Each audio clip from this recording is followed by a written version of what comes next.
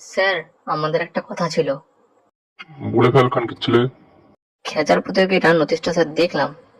হ্যাঁ, আমি কেলটুকে বলেছি বারার সাইজ মেপে নাম লিখে আনতে সবার।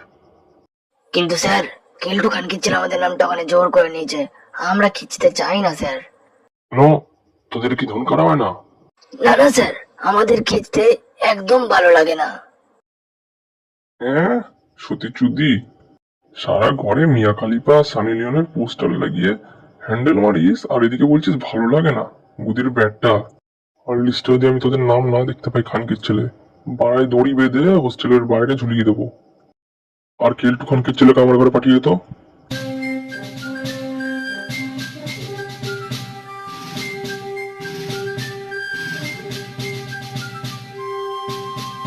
এই যে খানকির ছেলে, তুই এসছিস বাড়া। আমাকে ডেকেছেন স্যার? হ্যাঁ রে মা, শোন খানকির ছেলে, কালকে আমাদের এখানে এক খানকির ছেলে আসবে, মানে খানকির ছেলে পর্যবেক্ষক আর কি। ঠিক আছে, তুই কাজ করবি কি, যেই ঘরে আমরা